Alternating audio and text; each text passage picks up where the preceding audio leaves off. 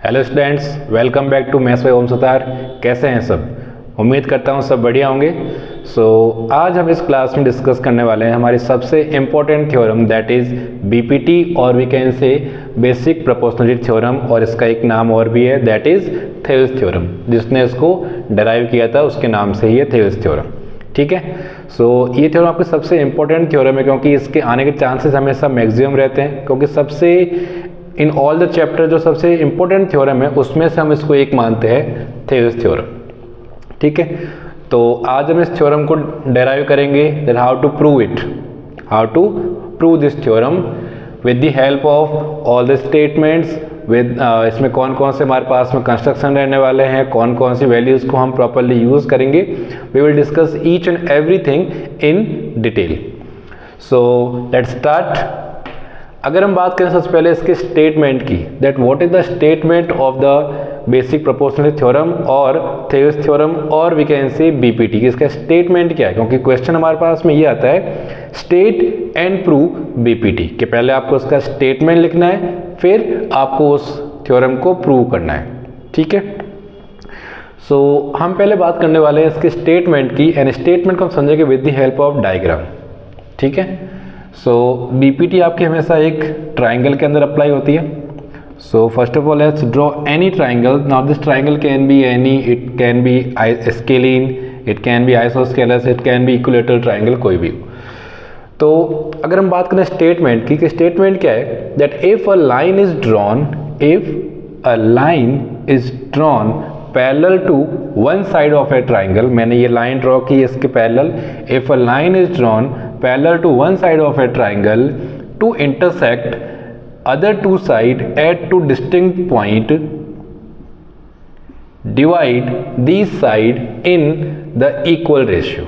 That means if we draw a line parallel to this side, intersecting these AB and AC at point D and at point E, then this line DE will divide this line AB and AC in the same ratio. Fine. तो ये तो हमारा हो गया statement. अब इसको हम क्या करेंगे, इसको हम प्रूव करेंगे। तो फर्स्ट ऑफ ऑल जब भी हम किसी चीज़ को प्रूव करते हैं तो सबसे पहले हम लिखते हैं उसमें गिवन, देन उसमें जो प्रूव करना है वो, अगर कंस्ट्रक्शन है देन कंस्ट्रक्शन, और उसके बाद में लास्ट स्टेप आता है हमारा उसका प्रूव करने का। तो पहले मैं लिख रहा हूँ इसमें गिवन, कि कौन कौन सी इसमें वैल्यूज़ मेरे पास में गिवन है। The first of all we can write in triangle ABC DE is parallel to BC। ये मेरे पास में गिवन है कि in triangle ABC DE line BC line के पैरेलल है। क्या प्रूव करना है हमें, what we have to prove, हमें ये प्रूव करना है कि जो लाइन DE है ये इस AB और AC को same ratio, that is AD upon BD will be equal to AE upon EC के अंदर डिवाइड करती है। तो we have to prove that AD upon BD is equal to AE upon EC। ये हमें prove करना है। ओके। अगर आपको इसको प्रूव करना है तो सबसे जो इसका इजी मेथड है वो होता है by using the area of triangle. Which property will use here, area of triangle. और एरिया ऑफ ट्राइंगल क्या होता है, half into base into height. हम उस फॉर्मूले को यूज करने वाले हैं, और इसमें जो सबसे इंपॉर्टेंट थिंग है वो आपको ध्यान रखनी है कि जब भी हम एरिया ऑफ ट्राइंगल यूज करेंगे तो आपको ऐसे ट्राइंगल लेने हैं जिनमें ये जो वैल्यूज हमें प्रूव करनी है ये एज अ बेस वर्क करे। मतलब आपको हर एक केस में इन वैल्यूज को बेस यूज करना है।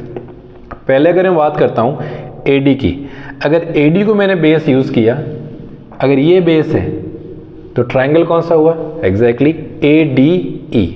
अगर ADE आपका ट्राइंगल हुआ तो इस केस में, क्योंकि आपको वैल्यू चाहिए half into base into height, what we need half into base into height. तो मेरे पास में हाफ तो कांस्टेंट वैल्यू है, बेस AD आ गया। अब AD के ऊपर हाइट कहाँ से आती है, आपको मालूम है कि हमेशा हाइट होती है इस साइड के अपोजिट वर्टेक्स के ऊपर परपेंडिकुलर, मतलब इसका अपोजिट वर्टेक्स E हो गया। It means the height will be this. इसका मतलब ये आपका हो गया construction, that let's draw EM, मैं इसको M मान लेता हूँ, let's draw EM perpendicular to AB। One construction आपका ये हो गया, उसको लिख लेते हैं एक बार, draw EM perpendicular to A B. Okay, second thing, अगर मैं बात करूँ ट्राइंगल बी डी की, अगर मैं बात करूँ बेस बी डी की, तो अगर मेरे को बी डी को बेस लेना है तो यहाँ पे कोई फिलहाल ट्राइंगल नहीं है। बट एक चीज़ ध्यान रखना कि जो लेफ्ट हैंड साइड के जो दोनों पार्ट्स है उस केस में उन दोनों की हाइट आपको सेम रखनी है। मतलब अगर आपका ए डी का बेस ई एम है तो आपको बी डी का बेस भी क्या रखना है, ई एम रखना है। अब अगर आपका बी डी बेस है और उसकी हाइट आप ई एम रख रहे हो, सो ट्राइंगल कौन सा बनेगा, क्योंकि बी डी तो आपका बेस रह गया है और आपका जो हाइट है, जो एल्टीट्यूड है वो आउटर साइड में आ रहा है। इसका मतलब अगर आपको ध्यान हो तो आउटर साइड में जो परपेंडिकुलर आता है, हाइट आती है, वो हमेशा ऑब्ट्यूज एंगल ट्राइंगल के अंदर आती है। इसका मतलब ये जो ट्राइंगल है जिसमें बी डी बेस बनेगा, उस केस में वो ट्राइंगल आपका ऑब्ट्यूज बनने वाला है। अगर मैंने इस बेस के ऊपर परपेंडिकुलर ड्रॉ करता हूँ तो हाइट आती है आउटसाइड में। अब मैंने ये हाइट तो ले ली है जिसका ये बेस है, तो ट्राइंगल कौन से बनने वाला है, B D E. I hope it's clear कि अगर मेरे पास में ई एम हाइट लेनी है मुझे, क्योंकि दोनों केस में हाइट आपको सेम रखनी है, इधर की हाइट दोनों में सेम रहेगी, यहाँ की हाइट दोनों में सेम रहेगी। तो अगर मुझे इस केस में बी डी वाले केस में अगर हाइट को मुझे ई एम रखना है तो, और साथ में बी डी को बेस रखना है, तो जो ट्राइंगल बनेगा वो बनेगा आपका बी डी ई। ठीक है, वैसे ही अगर हम बात करें राइट हैंड साइड की, अच्छा यहाँ पे कंस्ट्रक्शन क्या हुआ है, आपने ज्वाइन किया है बी टू ई को, जो हम आराम से यहाँ पे लिख लेंगे। ठीक है, ज्वाइन बी टू ई। अच्छा ये पूरा नहीं होगा, और भी है। ए ई को अगर हम बेस लेते हैं, if I take A E as base, मतलब ये मेरे पास में बेस हो गया, तो ट्राइंगल कौन सा बनेगा, अगेन ट्राइंगल बन गया आपका ए डी ई। और इस केस में इस ए ई के ऊपर जो परपेंडिकुलर आएगा वो आएगा इसके अपोजिट वर्टेक्स डी से, that is draw D N perpendicular to A E. So first draw E M perpendicular to A B, comma D N perpendicular to A C. इस पूरे पे हमारे क्या हो गया, परपेंडिकुलर। ओके, अब हम बात करते हैं ईसी बेस की। अगर आपको ईसी को एज अ बेस यूज करना है, इसका मतलब एक ऐसा ट्राइंगल लेना है जिसकी हाइट रहे डी एन, क्योंकि मैंने अभी बताया ना कि इन दोनों की हाइट सेम रहेगी, तो डी एन हाइट और ईसी बेस, तो अगेन जैसे आपने इधर फॉर्म किया था वैसे आपका इधर बनेगा, that you have to join D to C, जिससे आपका ट्राइंगल बन गया डी ई सी। तो मेरे पास में 4 ट्राइंगल बन रहा है, एक्चुअल में 4 नहीं है 3 ही है, क्योंकि इन दोनों केस में जो ट्राइंगल है वो सेम रहेंगे। ए डी के लिए आपका ट्राइंगल हो गया A D E, B D के लिए ट्राइंगल हो गया आपका बी डी ई, ए ई के लिए अगेन ट्राइंगल ए डी ई हो गया, और ई सी के लिए आपका ट्राइंगल हो गया डी ई सी। तो आपने यहाँ पे क्या किया है, join B to E and then join D to C. We can write join B to E comma D to C. तो ये तो आपका हो गया कंस्ट्रक्शन का पार्ट। यहाँ तक आई होप कि सभी को क्लियर हो गया होगा कि कौन कौन से हमने पार्ट लिए हैं, कौन कौन से पार्ट आपको लेने हैं, किसको बेस लेना है, किसको हाइट लेना है, और कौन कौन से आपको ट्राइंगल्स को यूज़ करना है। ठीक है, अब हम बात करते हैं इसके प्रूफ की। As I told you, proof के अंदर हम सिंपल यूज़ करेंगे इसके area of triangle, that is half into base into height को। ठीक है, so start with the proof. I am writing here ताकि आपको एक साथ में क्लियरली विजिबल रहे। ओके, प्रूफ सबसे पहले लेना है आपको ए डी को बेस। अगर ए डी को हम बेस लेंगे तो ट्राइंगल कौन सा बन रहा है, ए डी ई। तो we can write in triangle A D E, area of triangle A D E. फॉर्मूले को हम सिर्फ एक बार लिखने वाले हैं, क्योंकि नीड नहीं है कि हम बार बार लिखें। First time we will write formula, then we will use directly. So formula is half into base into height. क्या फॉर्मूला हो गया है, half into base into height. अब हाफ बेस क्या लेना है, as I told you A D, और height क्या होगी इसकी, ए डी के लिए मेरे पास में हाइट हो गई है E M. The height is E M, that is your area of triangle A D E let this is our equation number 1। एक हो गया है। नाउ हम सेकंड बात करेंगे जिसका बेस आ रहा है बी डी। तो ट्राइंगल कौन सा हुआ? B D E. तो we can say area of triangle B D E is equal to half into base, B D को लेना है, और इसकी height as I told you left hand side में दोनों की हाइट क्या रहेगी? सेम रहेगी, that is E M. Equation number 2। Right hand में जाते हैं, ए को लेते हैं। अगर ए आपको बेस लेना है तो मेरे पास में ट्राइंगल हो गया अगेन ए डी ई। तो we can again write area of triangle A D E, जिसका इस बार बेस हमने चेंज किया है, बेस हो गया इस बार A E. So half into A E multiply by perpendicular A E की हाइट आ रही है this D N, D N. Equation number 3। अब लास्ट पार्ट जो रह गया मेरे पास में जिसका बेस आना चाहिए EC। अब EC किसका बेस आ रहा है? EC अगर आपका बेस है तो ट्राइंगल हो गया DEC। So area of triangle DEC is equal to half into base, वही लेना आपको जो लिखा हुआ है EC, और राइट हैंड साइड में जो हमारे पास में हाइट है वो दोनों केस में सेम है, दैट इज DN।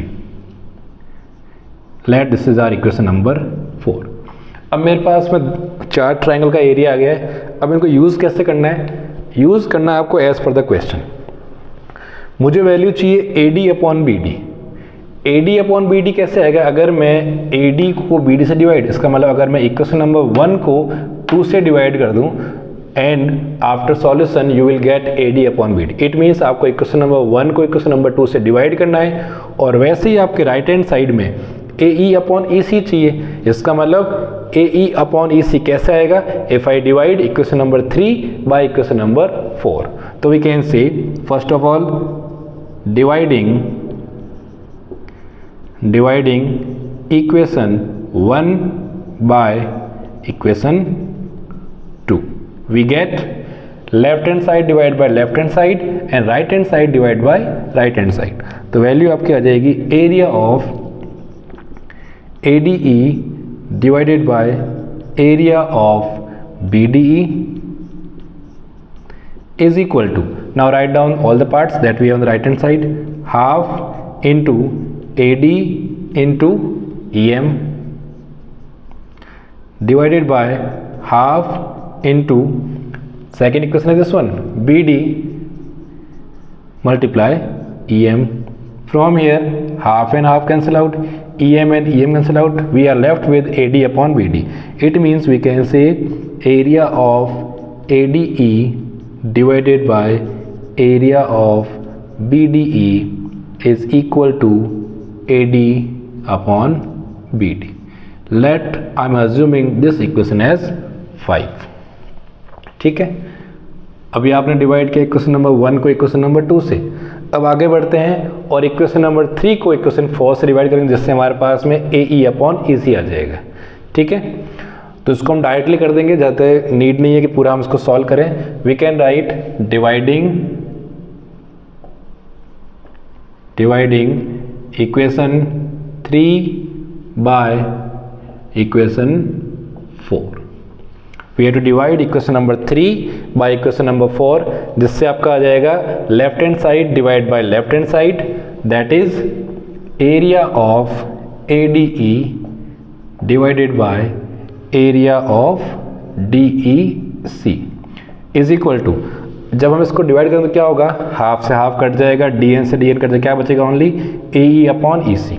तो वैल्यू बन जाएगी AE divided by EC, equation number 6। ठीक है, सो आई होप यहाँ तक पूरा क्लियर हो गया कि हमने यहाँ से लेकर जो स्टेप्स किए हैं वो सारे किस टाइप से किए। अब हमें क्या करना है, इन वैल्यूज़ को, मेरे पास में AD अपॉन BD की वैल्यू आ गई है, AE अपॉन EC की वैल्यू आ गई है, वैल्यूज़ तो आ गई है, बट इनको इक्वल कैसे प्रूव करें?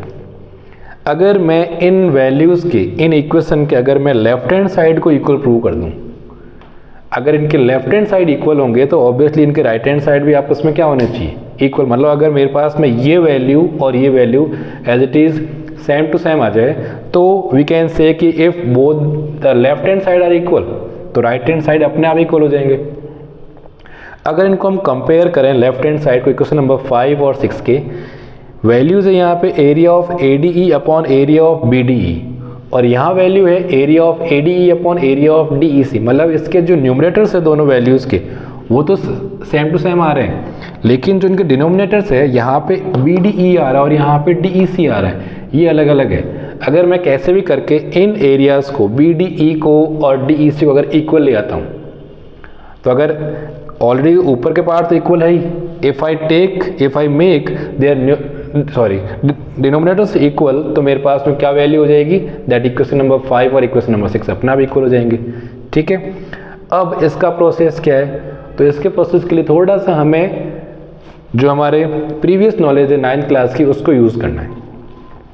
अगर मैं इन दोनों फिगर की बात करूं BDE और DEC को, इन दिस फिगर BDE कौन सा है मेरे पास में ट्राइंगल BDE, और DEC इन दोनों ट्राइंगल्स में एक चीज़ कॉमन आ रही है क्या, कि इन दोनों का जो बेस है वो DE दोनों ही सेम आ रहा है, क्योंकि यहाँ भी DE यूज़ हो रहा है वहाँ भी DE, इसका मतलब DE दोनों का बेस कॉमन आ गया है, और दोनों के दोनों ट्राइंगल्स इन दो पैरेलल लाइन को टच कर रहे हैं। हमने प्रॉपर्टी पढ़ी थी कि अगर मेरे पास में कोई भी दो लाइन पैरेलल है, उनके ऊपर अगर दो ट्राइंगल बनते हैं, एक ट्राइंगल मैंने ये मान लिया लेट ABC, दूसरा मान लेता हूँ मैं कुछ इस टाइप से, ठीक है, सॉरी कुछ इस टाइप से BDC, जिनमें प्रॉपर्टी ये थी कि अगर उनके बेस सेम हो और दोनों ट्राइंगल्स इन दो लाइन को टच करते हैं पैरेलल लाइन को, तो इनका एरिया हमेशा कैसा रहता है, इक्वल रहता है। तो यहाँ प्रॉपर्टी वो फॉलो हो रही है कि BDE और DEC का जो बेस है DE वो दोनों के अंदर कॉमन है, और सेकंड थिंग दोनों के दोनों ट्राइंगल्स के जो वर्टेक्स है वो दो लाइंस को टच कर रहे हैं, कौन सी, BC को और DE को, तो इनका एरिया क्या हो जाएगा, इक्वल हो जाएगा। अब इसको लिखना कैसे है वो देख लेते हैं एक बार। We can write from here that since triangle BDE and triangle DEC lie on the same base, कौन सा बेस है same, that is DE, and between same parallel lines, कौन कौन सी line, that is DE is parallel to BC, DE is parallel to BC, therefore area of BDE is equal to area of DEC, कि जो मेरे पास में दो triangles आ गए हैं BDE और DC, इनका एरिया कैसा हो जाएगा, इक्वल हो जाएगा। ठीक है, अब वैल्यूज आ गई मेरे पास में कि BDE किसके इक्वल आ गया है, DEC के इक्वल आ गया है। तो मैं काम करता हूँ इक्वेशन नंबर 6 के अंदर जहाँ पे DEC है वहाँ पे DEC की जो इक्वल वैल्यू आ रही BDE वो पुट करता हूँ। ठीक है, so from equation 6 I can write here that area of ADE upon, on the place of DEC I am writing BDE, area of BDE is equal to, as it is part, AE upon EC, और इसको मैं मानता हूँ equation number 7। अब अगर मैं बात करूँ इक्वेशन नंबर 5 की और इक्वेशन नंबर 7 की, दोनों केस में जो दोनों के लेफ्ट हैंड साइड है area of ADE, area of ADE, area of BDE, area of BD, तो इक्वल आ गए। तो we can do one thing कि यहाँ से area of ADE upon BD की वैल्यू उठा के यहाँ पुट कर दो, तो वो वैल्यू बन जाएगी यहाँ पे AD अपॉन BD। तो you can write from equation 5 and equation 7 क्या आ जाएगा कि इसकी जो वैल्यू है area of AD upon BD की यहाँ से उठा के यहाँ पुट कर रहा हूँ, तो वैल्यू हो गई है AD upon BD is equal to, right hand side as it is है मेरे पास में क्या है, that AE upon EC, and that is the part that we had to prove. You can write here hence proved. ठीक है, सो ये जो आपके थ्योरम थी BPT सबसे इंपॉर्टेंट थ्योरम है जिसके आने के मैक्सिमम चांसेस रहते हैं। एंड आई होप इस थ्योरम का हर एक पार्ट आपको अच्छे से क्लियर हो गया होगा। थोड़ा सा अगर कोई डाउट है, rewind your video and check it again. फिर भी अगर डाउट हो देन थोड़ी सी इसकी और प्रैक्टिस करोगे तो जितने भी डाउट्स है वो आपके अपने आप क्लियर हो जाएंगे। ठीक है, so just pause the video and note it down, each and every concept, each and every step properly. ठीक है, okay, so I hope this theorem is clear.